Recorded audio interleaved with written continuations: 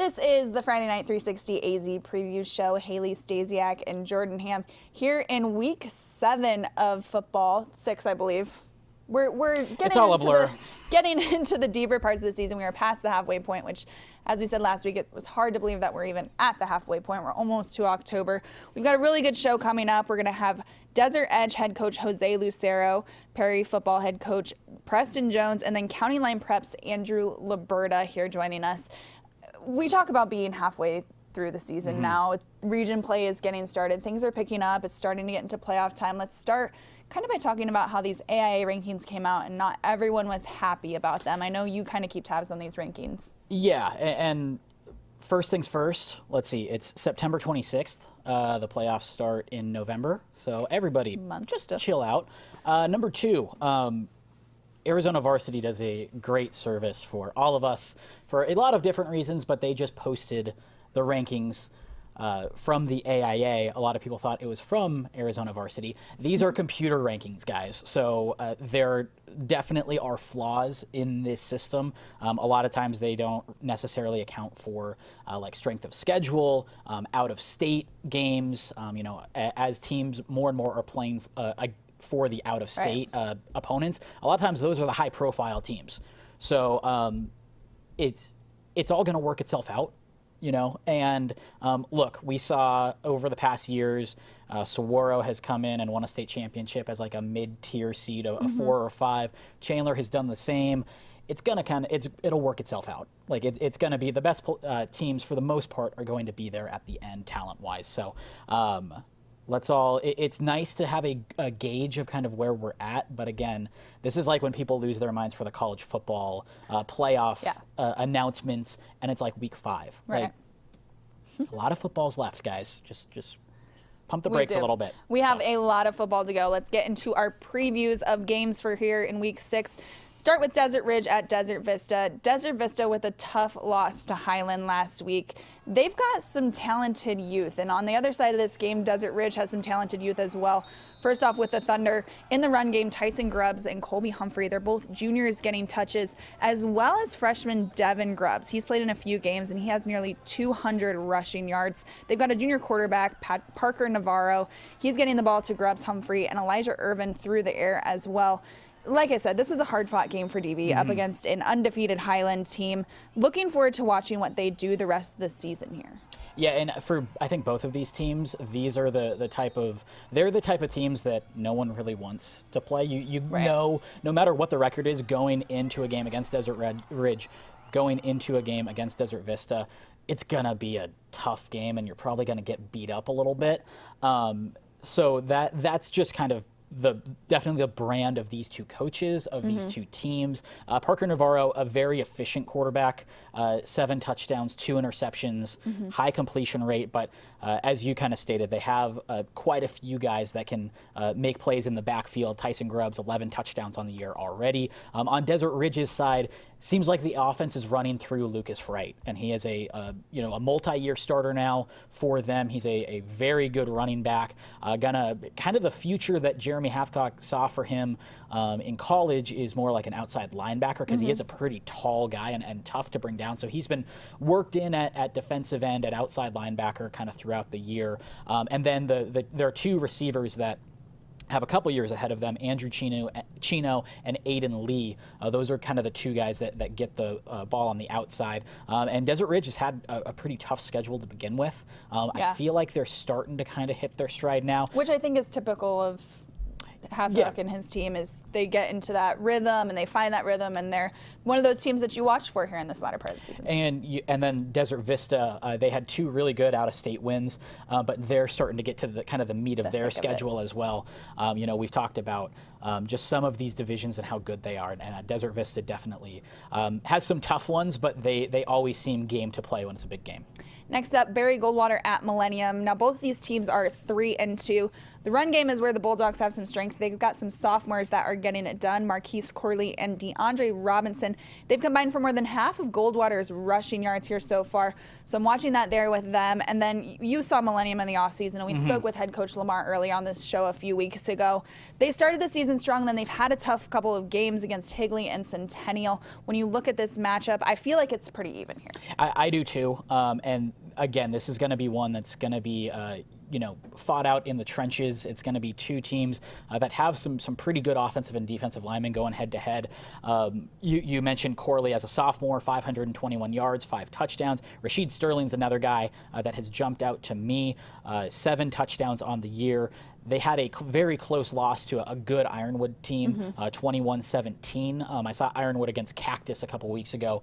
They lost to Cactus, but you can see them building, and they have quite a few transfers that are now eligible. So that's kind of a different team also taking shape. And then Millennium, I think Lamar early gave us the soundbite of the season so far with embracing the suck. Yes. Where in the offseason they really tried to embrace the crappy parts of the offseason and the workouts, because they knew they lost so many close games last year, and now they're starting to win some of those. But you run through Centennial and Higley, who I think a lot of people are thinking could be the last two teams standing in 5A. Right. That's a pretty tough stretch. So I think that this could be a good bounce back week for them, but still a very good Barry Goldwater team as well. Next up, we'll have Castillo at Higley. Jordan, I know you're going to pop out to this game. What are you keeping your eye on here? This is going to be a good one. This is a game that I circled at the beginning of the year that was like, this one's mine. I want to go to this one. Just because I felt like at this point we would see how Castillo was handling 5A. They're doing great. They're coming off a tough Williams Field loss and a loss to Centennial, but other than that, they've done a nice job adjusting to 5A. I think we kind of, us media folk might have blown that out of proportion a little bit, but they have a lot of talent.